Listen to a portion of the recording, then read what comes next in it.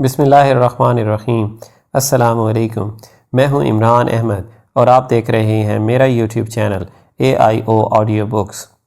پیش خدمت ہے اس کتاب کا اگلا حصہ، تو چلیے شروع کرتے ہیں۔ ایلا، نارتھمپٹن، 19 مئی 2008۔ سورج کی غروب ہونے اور بچوں کے گھر واپس لوٹنے سے پہلے ایلا نے مسودے میں بک مارک رکھا اور دلکش کفر کو ایک طرف رکھ دیا۔ ناول لکھنے والے آدمی کے بارے میں متجسس ہو کر وہ آن لائن ہوئی اور یہ سوچتے اور حیران ہوتے کہ تلاش میں کیا نکلے گا، مگر زیادہ توقع نہ کرتے ہوئے گوگل پر AZ زہرا کا نام تلاش کیا۔ اسے حیرت ہوئی جب تلاش میں اسے ایک پرسنل بلاگ مل گیا۔ صفحے کے غالب رنگ بنفشی اور سبزی مائل فیروزی تھے اور صفحے کے عین اوپر کسی آدمی کی تصویر لمبا سفید لبادہ پہنے دھیرے دھیرے گھوم رہی تھی۔ ایلا نے پہلے کبھی رقصان درویش نہ دیکھا تھا، سو اس نے غور سے تصویر کو دیکھا۔ بلاگ کا نام تھا an eggshell named life, زندگی نامی انڈے کا خول، اور اس کے نیچے اسی عنوان کی ایک نظم تحریر تھی: آؤ ہم ایک دوسرے کو رفیق چن لیں، آؤ ہم ایک دوسرے کے قدموں میں بیٹھ جائیں، باطنی طور پر ہم میں بہت ہم آہنگی ہے، مت سوچو کہ ہم بس وہی ہیں جو ہم دیکھتے ہیں۔ بلاگ دنیا بھر کے شہروں اور مقامات کے پوسٹ کارڈ سے بھرا ہوا تھا۔ ہر پوسٹ کارڈ کے نیچے اس مخصوص جگہ کے بارے میں تبصرے تھے۔ انہیں پڑھتے ہوئے ایلا کو 3 ایسی باتیں معلوم ہوئیں جنہوں نے فوری اس کی توجہ حاصل کر لی۔ پہلی یہ کہ AZ زہرا میں اے عزیز کا مخفف تھا، دوسری یہ کہ عزیز خود کو صوفی کہتا تھا، تیسری یہ کہ اس وقت وہ گوئٹمالا میں کہیں سفر کر رہا تھا۔ ایک اور سیکشن میں اس کی لی گئی تصویروں میں سے کچھ پوسٹ کی گئی تھیں۔ زیادہ تر ہر رنگ و نسل کے لوگوں کی پورٹریٹس تھیں۔ اپنے یکسر فرق کے باوجود ایک پرتجسس انداز میں وہ سب ایک دوسرے سے مشابہ تھے۔ تمام پورٹریٹس میں سب لوگوں میں واضح طور پر کچھ کمی تھی۔ کچھ میں عام سی چیزیں جیسے کہ ایئر رنگ، کوئی جوتا یا کوئی بٹن غائب تھا، جبکہ دوسروں میں زیادہ اہم جیسا کہ کسی کا دانت، کسی کی انگلی یا کسی کی ٹانگ غائب تھے۔ تصویروں کے نیچے لکھا تھا: ہم چاہے کوئی بھی ہیں اور جہاں کہیں بھی ہیں، اپنے اندر کہیں ہم سب خود کو نامکمل محسوس کرتے ہیں، یوں جیسے ہم نے سب کچھ کھو دیا ہے اور سب واپس حاصل کرنا چاہتے ہیں، بس یہ کہ ہم میں سے بیشتر کبھی نہیں جان پاتے کہ وہ کیا شے ہے جو کھو گئی ہے، اور وہ جو جان لیتے ہیں ان میں سے بھی بہت کم ہیں جو اس کی تلاش میں نکلتے ہیں۔ ایلا نے اس پیج کا جائزہ لیا، ہر پوسٹ کارڈ پر کلک کر کے اسے بڑا کر کے دیکھا اور عزیز کے کیے گئے تبصرے کو پڑھا۔ پیج کے نچلے حصے میں ایک ای میل ایڈریس دیا تھا جو اس نے نوٹ کر لیا۔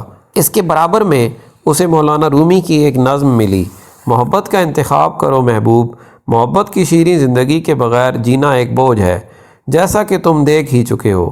یہ پڑھتے ہوئے اس کے ذہن میں ایک انتہائی عجیب خیال کا جھماکہ سا ہوا۔ لمحے بھر کو اسے محسوس ہوا کہ جیسے اپنے ذاتی بلاگ پر AZ زہرا نے جو کچھ لکھا یا شامل کیا تھا، تصویریں، تبصرے، اقتباسات اور نظمیں، وہ صرف اس کی نگاہوں کے لیے لکھے گئے تھے۔ وہ ایک عجیب اور قدرے نخوت بھرا خیال تھا، مگر ایسا خیال جو اس کے لیے معنی رکھتا تھا۔ اس سے پہر ایلا کھڑکی کے پاس بیٹھ گئی۔ اسے ذرا تھکن محسوس ہو رہی تھی۔ تیز دھوپ کی طرف اس کی پشت تھی اور کچن میں فضا ان براؤنیز کی مہک سے بوجھل تھی جو وہ تیار کر رہی تھی۔ اس نے اپنے سامنے سویٹ بلاسفیمی کھول رکھی تھی، لیکن اس کے دماغ پر خیالوں کا اس قدر غلبہ تھا کہ وہ مسودے پر اپنی توجہ مرکوز نہ کر پا رہی تھی۔ اسے خیال آیا کہ اسے بھی اپنے بنیادی اصول لکھنے چاہیے۔ وہ انہیں انتہائی لگی بندی زندگی والی فطری گھریلو خاتون کے 40 اصول کا نام دے سکتی تھی۔ اصول نمبر 1، وہ زیر لب بولی: محبت کی تلاش چھوڑ دو، ناممکن خوابوں کے پیچھے بھاگنا چھوڑ دو۔ ایک شادی شدہ عورت جو 40 برس کی ہونے کو ہے، اس کے پاس زندگی میں کرنے کو یقیناً زیادہ اہم کام ہے۔ لیکن اس کے اپنے ہی اس لطیفے نے ایلا کو ہلکا سا بے آرام کر دیا۔ اسے زیادہ بڑی فکروں کی یاد دلائی۔ خود کو روکنے میں ناکام ہو کر اس نے اپنی بڑی بیٹی کو فون کیا اور آنسرنگ مشین پر اس کے لیے پیغام چھوڑا: جینٹ ڈیئر، میں جانتی ہوں یہ میری غلطی تھی کہ میں نے اسکاٹ کو فون کیا، لیکن میری نیت پوری نہ تھی۔ میں صرف یہ چاہتی تھی کہ پچھتاتے ہوئے کہ اس نے یہ پیغام پہلے سے سوچ کر تیار نہ کیا تھا۔ وہ رک گئی۔ پس منظر میں وہ پیغام ریکارڈ کرتی مشین کی ہلکی سی سرسراہٹ سن سکتی تھی۔ اسے یہ سوچ کر گھبراہٹ ہوئی کہ ٹیپ چل رہی تھی اور وقت کم ہوتا جا رہا تھا۔ جینٹ، جو کچھ میں نے کیا مجھے اس پر افسوس ہے۔ میں جانتی ہوں کہ مجھے اس قدر نعمتیں ملی ہیں کہ مجھے شکایت نہیں کرنی چاہیے، لیکن بات بس یہ ہے کہ میں بے حد ناخوش ہوں۔ کلک، آنسرنگ مشین رک گئی۔ ایک صدمے کے عالم میں ایلا کا دل یکدم سکڑ کر پھیلا۔ جو کچھ اس نے ابھی کہا تھا اس پر کیا خیال غالب آیا تھا؟ وہ نہیں جانتی تھی کہ وہ ناخوش تھی۔ کیا یہ ممکن تھا کہ وہ افسردہ ہوتی اور خود اسے خبر نہ ہوتی؟ عجیب بات تھی کہ اسے اپنی ناخوشی کے اعتراف پر کوئی ناخوشی نہ ہوئی تھی۔ آج کل وہ کچھ بھی محسوس نہ کر پا رہی تھی۔ اس کی نگاہ پھسل کر کاغذ کے اس پرزے تک گئی جس پر اس نے عزیز زیزارا کا ای میل ایڈریس لکھا تھا۔ وہ پتہ سادہ، منکسر سا اور کسی طور پر پرکشش لگتا تھا۔ زیادہ سوچے بغیر وہ اپنے کمپیوٹر کی طرف بڑھی اور ایک ای میل لکھنے لگی۔ ڈیئر عزیز زیزارا، میرا نام ایلا ہے۔ میں لٹریری ایجنسی کے لیے ایک قاری کی حیثیت سے آپ کا ناول دلکش کفر پڑھ رہی ہوں۔ میں نے ابھی اسے شروع ہی کیا ہے اور اس سے بے حد لطف اندوز ہو رہی ہوں۔ تاہم یہ میری ذاتی رائے ہے اور میرے باس کے خیالات کی عکاس نہیں۔ مجھے آپ کا ناول پسند آئے یا نہیں، میں اس حتمی فیصلے پر بمشکل ہی اثر انداز ہوں گی کہ آیا ہم آپ کو ایک کلائنٹ کے طور پر لیں گے یا نہیں۔ یوں لگتا ہے کہ جیسے آپ کا خیال ہے کہ محبت زندگی کا جوہر ہے اور یہ کہ باقی کسی شے کی کوئی اہمیت نہیں۔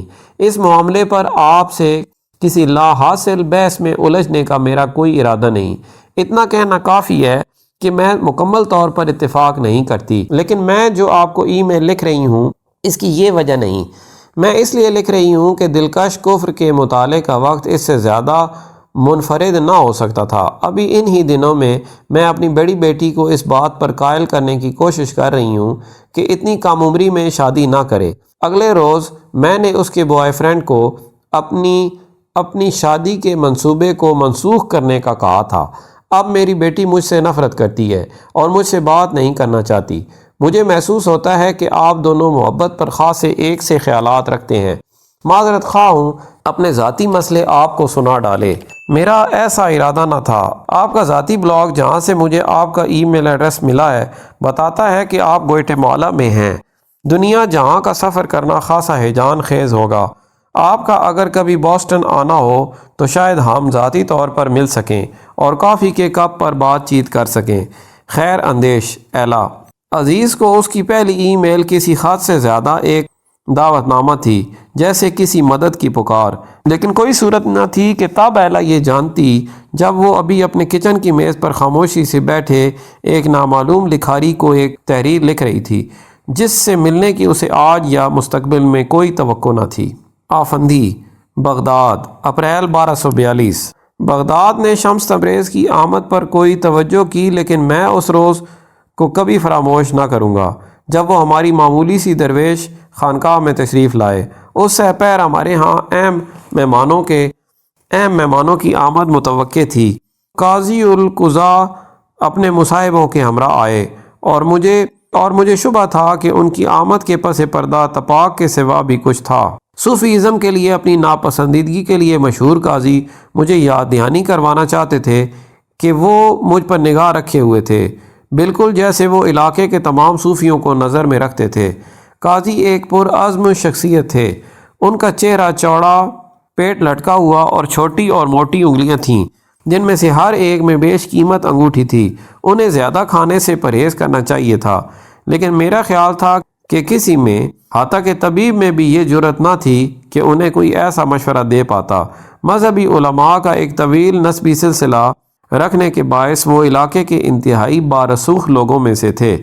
اپنے ایک فیصلے سے وہ کسی بھی آدمی کو پھانسی گھاٹ پر پہنچا سکتے تھے، یا وہ اتنی ہی آسانی سے کسی سزا یافتہ کے جرائم معاف کر کے اسے تاریک ترین زندانوں سے نکال سکتے تھے۔ ہمیشہ سمور کے چغے اور قیمتی ملبوسات پہنے وہ کسی ایسے شخص کے جیسے جاہ و جلال سے چلتے تھے جو اپنے اختیارات سے بخوبی آگاہ ہو۔ میں ان کی اس انا پرستی کو پسند نہ کرتا تھا، مگر اپنی خانقاہ کی بہتری کے لیے میں نے اس بارسوخ آدمی کے ساتھ اچھے تعلقات رکھنے کی اپنی سی پوری کوشش کی تھی۔ ہم دنیا کے عالیشان ترین شہر میں رہتے ہیں۔ قاضی نے اپنے منہ میں انجیر ڈالتے ہوئے حتمی انداز میں کہا، آج بغداد منگول افواج سے بھاگتے پناہ گزینوں سے بھرا پڑا ہے۔ ہم انہیں محفوظ پناہ گاہ فراہم کرتے ہیں۔ یہ دنیا کا مرکز ہے۔ آپ کیا کہتے ہیں بابا زمان؟ یہ شہر ایک نگینہ ہے بے شک، میں نے محتاط انداز میں کہا، لیکن یہ نہیں بھولنا چاہیے کہ شہر انسانوں کی طرح ہوتے ہیں۔ وہ پیدا ہوتے ہیں، بچپن اور لڑکپن گزارتے ہیں، وہ بوڑھے ہوتے ہیں اور آخر کار مر جاتے ہیں۔ وقت کے اس لمحے میں بغداد اپنی نوجوانی کے آخری حصے میں ہے۔ ہم اتنے امیر نہیں رہے جتنے ہم خلیفہ ہارون الرشید کے زمانے میں ہوا کرتے تھے۔ اگرچہ ہم اب بھی تجارت، صنعت گری اور شاعری کا مرکز ہونے پر کسی قدر فخر کر سکتے ہیں، لیکن کون جانے کہ اب سے 1000 برس بعد شہر کیسا دکھائی دے گا۔ سب کچھ بالکل مختلف ہو سکتا ہے۔ اس قدر قنوطیت، قاضی نے ایک اور پیالے کی طرف ہاتھ بڑھاتے اور کھجور اٹھاتے ہوئے اپنا سر ہلایا۔ عباسی حکومت جاری رہے گی اور ہم ترقی کریں گے، یقیناً اگر ہمارے درمیان موجود غدار بدستور صورتحال کو تاہوبالا نہ کر دیں۔ ایسے ہی لوگ ہیں جو خود کو مسلمان کہتے ہیں، مگر ان کی اسلام کی تعبیر کافروں کے خطرے سے زیادہ خطرناک ہے۔ میں نے خاموش رہنا مناسب جانا۔ یہ کوئی ڈھکا چھپا راز نہ تھا کہ قاضی کے خیال میں اسلام کی اپنی انفرادیت پسند اور مخفی تعبیر کے باعث صوفیاء فسادی لوگ تھے۔ اس نے ہم پر الزام لگایا کہ ہم شرعی قوانین پر کان نہ دھرتے تھے اور یوں صاحبان اقتدار کی توہین کرتے تھے، اس جیسے لوگوں کی۔ مجھے کبھی کبھار احساس سا ہوتا کہ وہ سب صوفیوں کو بغداد سے باہر نکال پھینکے گا۔ اب تک کے لیے اتنا ہی، ملتے ہیں اگلی ویڈیو میں۔ اپنا خیال رکھیں اور ہمارے اس چینل کا بھی۔ اللہ حافظ۔